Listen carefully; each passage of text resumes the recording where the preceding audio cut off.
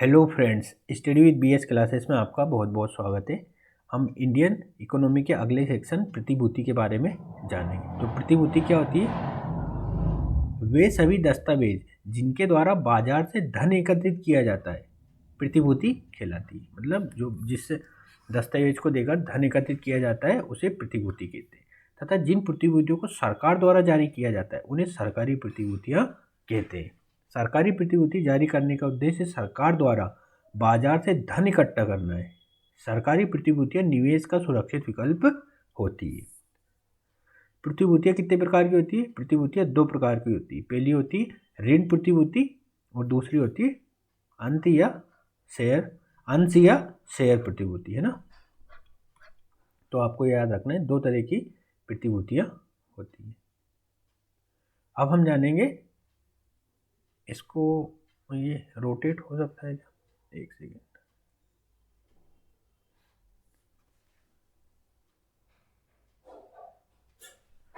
है ना, इसको शॉर्ट में करके दिखा देता हूँ। ठीक, ये मौद्रिक नीति के उपकरण है। ठीक है, ये मौद्रिक नीति के उपकरण है। इसमें दो तरह के उपकरण होते हैं, मात्रात्मक उपकरण और ये रोटेट हो जाता है। हाँ, ये हो गया, है ना। मौद्रिक नीति के उपकरण है, एक मात्रात्मक उपकरण है और एक चयनात्मक उपकरण है। मात्रात्मक उपकरण में क्या क्या होता है? लिक्विडिटी एडजस्टमेंट फैसिलिटी, इसके अंतर्गत आता है रेपो रेट और reverse repo rate. Variable reserve ratio होता है, इसके अंतर्गत आता है कैश रिजर्व रेशियो और statutory liquidity ratio. Bank rate होता है, ओपन मार्केट ऑपरेशन होता है और मार्जिनिंग स्टैंडिंग फैसिलिटी रेट होता है। ठीक है, और चयनात्मक उपकरण में क्या क्या आता है? मार्जिन सीमा निर्धारण होता है, साख राशनिंग होता है और नैतिक दबाव होता है। ठीक है, तो अब हम वापस उसी पैटर्न पे आ जाते हैं। ठीक है, ये हमने पढ़ लिया। अब नेक्स्ट देखते हैं हम मात्रात्मक उपकरण। मात्रात्मक उपकरण के तहत क्या होता है? इसके अंतर्गत आरबीआई अर्थव्यवस्था में केवल मुद्रा की मात्रा को नियंत्रित करने का प्रयास करती है, ना कि मुद्रा के उपयोग को। अर्थात मात्रात्मक उपकरण की सहायता से आरबीआई प्रत्यक्ष रूप से मुद्रा की आपूर्ति नियंत्रित करता है। परिणाम स्वरूप आर्थिक संवृद्धि दर और मुद्रास्फीति दर के मध्य सामंजस्य बनाया जा सकता है। मात्रात्मक उपकरणों के अंतर्गत निम्नलिखित अस्त्रों का उपयोग किया जाता है। किस किस का उपयोग किया जाता है? तरलता समायोजन सुविधा, इसे लिक्विडिटी एडजस्टमेंट फैसिलिटी भी बोलते हैं। इसके अंतर्गत आरबीआई अर्थव्यवस्था में अल्पकालिक तरलता को समायोजित करता है, अर्थात ये अल्पकालिक मुद्रास्फीति को नियंत्रित करने में सहायक होती है। लिक्विडिटी एडजस्टमेंट फैसिलिटी के अंतर्गत निम्नलिखित दो उपकरणों का प्रयोग किया जाता है। कौन कौन से दो? पहला है रेपो रेट। रेपो रेट क्या होता है? वो ब्याज दर जिसके आधार पर आरबीआई व्यापारिक बैंकों को अल्पकालिक अवधि के लिए ऋण देता है, रेपो रेट कहलाता है। यहाँ आरबीआई द्वारा ऋण देने का आधार वैध प्रतिभूतियाँ होती है। रेपो रेट के द्वारा आरबीआई अर्थव्यवस्था में मुद्रा आपूर्ति को नियंत्रित करती है। मतलब अगर रेपो रेट ज़्यादा है तो तरलता कम हो जाएगी। तरलता किस तरह से कम हो जाएगी कि अगर रेपो रेट बढ़ा दिया जाएगा तो जो कमर्शियल बैंक होती है ज़्यादा से ज़्यादा धन आरबीआई के पास जमा करेगी। इससे क्या होगा? मार्केट की लिक्विडिटी कम हो जाएगी। रेपो क्या होता है? रीपर्चेस ऑप्शन होता है। आता है अब सेकेंड, रिवर्स रेपो रेट। वो ब्याज दर जिसके आधार पर आरबीआई व्यापारिक बैंकों से ऋण लेता है, रिवर्स रेपो रेट कहलाता है। अर्थात वो ब्याज दर जिसके आधार पर आरबीआई मुद्रा बाजार से अतिरिक्त तरलता का अवशोषण करती है, रिवर्स रेपो रेट कहलाती है ना। अगर रिवर्स रेपो रेट कम होगा तो तरलता ज़्यादा होगी। ठीक है ना। और रिवर्स रेपो रेट अगर ज़्यादा हो जाता है तो तरलता मार्केट से लिक्विडिटी सोख ली जाती है, कम हो जाती है। ठीक है, अब बैंक के पास एक लोन होता है और एक डिमांड डिपॉजिट होता है, टाइम डिपॉजिट होता है ना। और gross demand and time liability से अगर इंटर बैंक लायबिलिटीज़ को माइनस कर दिया जाए तो net demand and time liability आ जाता है ना। अब हम जानेंगे वेरिएबल रिजर्व रेशियो, जिसे परिवर्तनीय कोष अनुपात कहते हैं। आरबीआई अधिनियम 1934 के अनुसार प्रत्येक अनुसूचित व्यापारिक बैंक को अपनी कुछ राशि रिजर्व कोष में सुरक्षित रखनी होती है, यद्यपि यह राशि परिवर्तित होती रहती है। ये रिजर्व कोष दो प्रकार का होता है। पहला होता है कैश रिजर्व रेशियो, जिसे नगद आरक्षित अनुपात कहते हैं। आरबीआई अधिनियम 1934 के अनुसार प्रत्येक अनुसूचित व्यापारिक बैंक को अपने एनडीटीएल का कुछ प्रतिशत हिस्सा आरबीआई के पास नगद स्वरूप में रिजर्व करना होता है। इसे सीआरआर कैश रिजर्व रेशियो कहते हैं। आरबीआई द्वारा इस रिजर्व राशि पर ब्याज अदा नहीं किया जाता है। सीआरआर में परिवर्तन से बैंकों की साख सृजन क्षमता परिवर्तित होती है ना। क्रेडिट क्रिएशन जो क्षमता होती है उसमें परिवर्तन होता है। सीआरआर के माध्यम से आरबीआई बैंकों का नियमन भी करता है। अगर सीआरआर ज़्यादा होगा तो मार्केट की तरलता कम हो जाएगी। सीआरआर ज़्यादा केस मतलब ज़्यादा पैसे आपको आरबीआई के पास रखने पड़ रहे हैं तो उससे क्या हो जाएगा, आपके जो ऋण देने की क्षमता है वो प्रभावित होगी या कम हो जाएगी, तो इससे मार्केट की तरलता कम हो जाएगी। अब आता है सांविधिक तरलता अनुपात, इसे स्टैच्यूटरी लिक्विडिटी रेशियो बोलते हैं ना। आरबी मतलब ये किसके तहत होता है, एसएलआर बैंकिंग विनियमन एक्ट 1949 आया था, उसके तहत उसके आधार पर निर्धारित होता है ना। ठीक है, तो ये थोड़ा गलत लिखा हुआ है ना। आरबीआई मतलब क्या होता है, इसके अंतर्गत व्यापारिक बैंक को अपने एनडीटीएल का कुछ प्रतिशत हिस्सा स्वयं के पास रिजर्व रखना पड़ता है। ये रिजर्व नगद स्वरूप में, गोल्ड के रूप में या सरकारी प्रतिभूति के रूप में हो सकता है। एसएलआर के द्वारा न केवल मुद्रा की तरलता को नियंत्रित किया जा सकता है बल्कि ये सरकारी प्रतिभूतियों की मांग और आपूर्ति को भी प्रभावित करता है। अतः अप्रत्यक्ष रूप से एसएलआर के द्वारा सरकार व्यावसायिक बैंकों से धन एकत्रित करती है। एसएलआर अगर कम होगा तो तरलता ज़्यादा होगी। ठीक है, ये सिंपल सी बात है। और एसएलआर अगर ज़्यादा हो जाएगा तो तरलता कम हो जाएगी। नोट क्या है, यह अनिवार्य नहीं कि रेपो रेट में वृद्धि से तरलता में हमेशा कमी आए, परंतु सीआरआर में वृद्धि के कारण अनिवार्य रूप से तरलता घट जाएगी। सीआरआर में वृद्धि मतलब आप केस जो है वो निश्चित रूप से आरबीआई के पास रख रहा है, तो इससे तरलता घटना आवश्यक है। साख नियंत्रण का कार्य आरबीआई द्वारा किया जाता है, इसलिए मौद्रिक नीति को साख नियंत्रण नीति भी कहते हैं, जबकि साख सृजन व्यावसायिक बैंकों का कार्य है। व्यावसायिक बैंक साख सृजन के माध्यम से ही लाभ अर्जित करते हैं। अब हम जानेंगे open market operation, OMO. RBI अधिनियम 1934 के अनुसार आरबीआई द्वारा खुले बाजार में सरकारी प्रतिभूतियों का क्रय विक्रय किया जाता है। यदि आरबीआई प्रतिभूतियों का क्रय विक्रय करता है तो बाजार में तरलता बढ़ जाती है, तथा यदि आरबीआई सरकारी प्रतिभूतियों का विक्रय करता है तो बाजार में तरलता घट जाएगी। विक्रय करेगा तो सारा पैसा आरबीआई के पास आ जाएगा और तरलता कम हो जाएगी। अर्थात ओएमओ भी तरलता को नियंत्रण करने का माध्यम है। ठीक है, ये आरबीआई अगर गवर्नमेंट सिक्योरिटी को खरीदेगा है ना, तो तरलता मतलब बेचेगा, बाय करेगा तो तरलता बढ़ जाएगी, और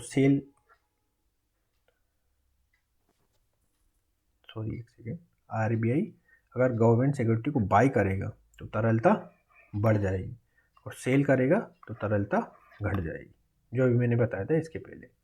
बैंक रेट क्या होता है, वो ब्याज दर जिसके आधार पर आरबीआई व्यापारिक बैंकों को दीर्घकालिक अवधि के लिए ऋण देता है, बैंक रेट कहलाता है। इसे पुनर्कटौती ब्याज दर भी कहते हैं, क्योंकि आरबीआई द्वारा प्रतिभूतियों पर पुनः कटौती का प्रयोग किया जाता है। बैंक रेट के द्वारा अर्थव्यवस्था में दीर्घकालिक तरलता को नियंत्रित किया जा सकता है। एमएसएफ क्या होता है, सीमांत स्थायी सुविधा दर, वो ब्याज दर जिसके आधार पर आरबीआई द्वारा व्यापारिक बैंकों को ओवरनाइट अवधि के लिए ऋण उपलब्ध कराया जाता है, एमएसएफ रेट कहलाता है। इसके माध्यम से आरबीआई बैंकों को उनके एनडीटीएल का केवल 1% ही ऋण के रूप में प्रदान करता है। अर्थात ये आपातकालीन स्थिति में बैंकों की तरलता समस्या को दूर करने में सहायक है। आरबीआई की मौद्रिक नीति पर अमेरिकी मौद्रिक नीति का भी प्रभाव पड़ता है, क्योंकि अमेरिका की मौद्रिक नीति डॉलर की मांग और आपूर्ति को प्रभावित करती है। परिणाम स्वरूप भारत में रुपये का मूल्य परिवर्तित होने लगता है। अब क्वांटिटेटिव ईजिंग क्या होता है, क्वांटिटेटिव ईजिंग करेंगे तो तरलता बढ़ जाएगी, मतलब ब्याज दरों में कमी, और क्वांटिटेटिव टेम्परिंग मतलब ब्याज दरों में वृद्धि, इससे क्या होगी, तरलता घट जाएगी। अब हम जानेंगे चयनात्मक उपकरण। इसके अंतर्गत आरबीआई मुद्रा की तरलता के साथ साथ उसके उपयोग को भी नियंत्रित करता है, अर्थात वह क्रियाविधि जिसके माध्यम से किसी क्षेत्र विशेष में मुद्रा की तरलता को प्रभावित किया जाता है चयनात्मक नियंत्रण कहलाता है। मात्रात्मक नियंत्रण के अंतर्गत केंद्रीय बैंक केवल मुद्रा की मात्रा को नियंत्रित करता है, न कि उसके उद्देश्य को। जबकि चयनात्मक नियंत्रण के अंतर्गत आरबीआई द्वारा विभिन्न क्षेत्रों में मुद्रा की तरलता के प्रभाव को भी नियंत्रित करने का प्रयास किया जाता है। चयनात्मक उपकरण के अंतर्गत निम्नलिखित अस्त्र शामिल है। पहला कौन सा है? मार्जिन सीमा निर्धारक। आरबीआई द्वारा किसी ऋण विशेष पर मार्जिन की न्यूनतम सीमा का निर्धारण किया जाता है। मार्जिन में परिवर्तन से ऋण के आकार में भी परिवर्तन होने लगता है। इस प्रकार उस क्षेत्र विशेष में मुद्रा की तरलता प्रभावित होती है। यद्यपि आरबीआई के इस कदम का अन्य क्षेत्रों पर कोई प्रभाव नहीं होता है तथा किसी ऐसे क्षेत्र विशेष को अधिक साख सुविधाएं उपलब्ध कराई जा सकती है ना, आरबीआई के इस कदम का अन्य स्रोतों पर कोई विशेष प्रभाव नहीं होता है तथा किसी एक क्षेत्र विशेष को अधिक साख सुविधाएं उपलब्ध कराई जा सकती है। मार्जिन में परिवर्तन से बैंक के जोखिम में भी परिवर्तन होने लगता है। और अब आता है साख राशनिंग, जिसे क्रेडिट राशनिंग भी कहते हैं। आरबीआई द्वारा व्यापारिक बैंकों के ऋण योग्य राशि पर ऊपरी सीमा लगाई जाती है, जिसका उद्देश्य मुद्रा के प्रवाह को अनावश्यक क्षेत्रों के बजाय वांछित क्षेत्रों में उपलब्ध कराना है, अर्थात ये मुद्रा के उत्पादन संबंधी उपयोग को प्रोत्साहित करता है। अब हम जानेंगे नैतिक दबाव। आरबीआई द्वारा व्यापारिक बैंकों से नैतिक आधार पर यह अपील की जाती है कि बैंक अपनी ब्याज दरों में परिवर्तन मौद्रिक नीति के अनुरूप ही करे, जिससे मौद्रिक नीति के उद्देश्यों को प्राप्त किया जा सके। यद्यपि यह अपील बैंकों द्वारा स्वीकार करना अनिवार्य नहीं है। अब मौद्रिक नीति में कुछ संस्थागत सुधार हुए हैं, तो क्या क्या है? मुद्रास्फीति दर और आर्थिक समृद्धि के मध्य सामंजस्य स्थापित करने के लिए मौद्रिक नीति में संस्थागत परिवर्तन किए गए। अब वर्तमान में मौद्रिक नीति की समीक्षा पृथक समिति द्वारा की जाती है, जिसका नाम मौद्रिक नीति समिति है। इसकी स्थापना के लिए आरबीआई अधिनियम 1934 में संशोधन किया गया। मौद्रिक नीति समिति क्या है? इस समिति में कुल 6 सदस्य होंगे, जिसमें 3 सदस्य आरबीआई द्वारा और 3 सदस्य सरकार द्वारा नियुक्त किए जाएंगे। आरबीआई के 3 सदस्यों में एक गवर्नर, एक डिप्टी गवर्नर तथा एक केंद्रीय बोर्ड द्वारा नामित बैंक अधिकारी होगा। सरकार के 3 सदस्यों में प्रसिद्ध अर्थशास्त्री होंगे, जिनका कार्यकाल 4 वर्ष का होगा। समिति निर्णय बहुमत से लेगी तथा बराबर मतों की स्थिति में गवर्नर एक मत पुनः देने का, है ना, बराबर की स्थिति होगी तो गवर्नर को एक मत पुनः देने का अधिकार होगा। समिति के रिपोर्ट को जनता के समक्ष सार्वजनिक भी किया जाएगा। अब जो एमपीसी है, मॉनेटरी पॉलिसी कमेटी, इसका क्या उद्देश्य? मुद्रास्फीति दर के लक्ष्य को प्राप्त करना, मतलब मुद्रास्फीति दर 4 ± 2% रखना, है ना, मतलब 2 और 6 के बीच में रखना मुद्रास्फीति को। मौद्रिक नीति की समीक्षा में पारदर्शिता और जवाबदेहिता को बढ़ाना, मौद्रिक नीति तथा राजकोषीय नीति के मध्य सामंजस्य को बढ़ावा देना, मुद्रास्फीति दर और आर्थिक समृद्धि के मध्य संतुलन स्थापित करना। ठीक है, अब एक मेंस का प्रश्न है, भारतीय अर्थव्यवस्था में आरबीआई की भूमिका स्पष्ट कीजिए। इसका आंसर मैं डाल चुका हूँ रील्स बनाकर। एमपीसी की स्थापना से आरबीआई की भूमिका में उत्पन्न होने वाले परिवर्तनों की समीक्षा कीजिए। इसका आंसर भी मैं डाल चुका हूँ। अगर आप भी आंसर लिख के डालेंगे तो मैं उसको अवश्य चेक करूँगा। मौद्रिक नीति की सीमाएं क्या है? वस्तु विनिमय प्रणाली की उपलब्धता, है ना, वस्तु विनिमय, कहीं कहीं पे वस्तु विनिमय प्रणाली चलती रहती है तो वहाँ पे मौद्रिक नीति प्रभावी नहीं हो पाती। वित्तीय समावेशन का अभाव, असंगठित वित्तीय बाजार की उपलब्धता, भारतीय अर्थव्यवस्था पर वैश्विक कारकों का प्रभाव, उचित मौद्रिक संक्रमण की कमी। ठीक, तो ये सब मौद्रिक नीति की सीमाएं है। अब प्रधान उधार दर क्या होता है? Prime lending rate. व्यापारिक बैंकों द्वारा अपने विश्वास पात्र ग्राहकों को ऋण देने के लिए जिस ब्याज दर का उपयोग किया जाता है उसे प्राइम लेंडिंग रेट कहते थे। ऋण की यह व्यवस्था पारदर्शी न होने के कारण इसमें सुधार की आवश्यकता थी। इस क्रम में बेस रेट की शुरुआत की गई। बेस रेट क्या होता है? वाणिज्यिक बैंकों द्वारा ग्राहकों को उधार देने के लिए प्रयोग में ली जाने वाली न्यूनतम ब्याज दर बेस रेट कहलाती है। अर्थात इससे कम दर पर बैंक अपने ग्राहकों को ऋण नहीं दे सकते। इसकी शुरुआत 1 अप्रैल 2010 से हुई है। बैंकिंग व्यवस्था में उचित मौद्रिक संक्रमण के अभाव के कारण ग्राहकों को मौद्रिक नीति का पूर्ण लाभ नहीं मिल पाता, क्योंकि जब आरबीआई कठोर मौद्रिक नीति का प्रयोग करता है तो बैंक अपने बेस रेट में वृद्धि कर देते हैं, जिससे अतिरिक्त ब्याज दर का बोझ ग्राहक पर आ जाता है। परंतु जब आरबीआई सस्ती मौद्रिक नीति का प्रयोग करता है तो बैंक अपने बेस रेट में कमी नहीं करते। परिणाम स्वरूप घटी हुई ब्याज दरों का लाभ ग्राहकों तक नहीं पहुंच पाता। इसके समाधान के लिए आरबीआई ने बेस रेट निर्धारण का नया फार्मूला तैयार किया जिसे MCLR कहते हैं। इसे क्या बोलते हैं? MCLR, marginal cost of fund based lending rate.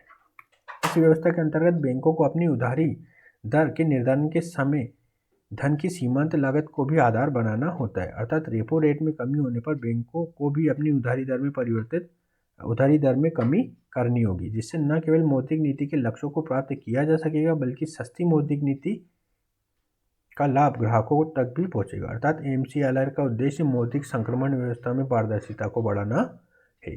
बैंकों द्वारा MCLR का निर्धारण मासिक आधार पर किया जाता है तथा इसके लिए निम्न बिंदुओं का ध्यान रखा जाता है। कौन कौन से? फंड की सीमांत लागत जिसे रेपो कहते हैं, परिचालन लागत और CRR के कारण नकारात्मक लाभ। दीर्घकालिक ऋणों से प्राप्त ब्याज। ठीक, तो हमने पूरे है ना जो रेट्स होते हैं उसके बारे में जान लिया। वाणिज्यिक बैंक के बारे में हम अगले वाली वीडियो में देखेंगे। तो वीडियो देखने के लिए बहुत बहुत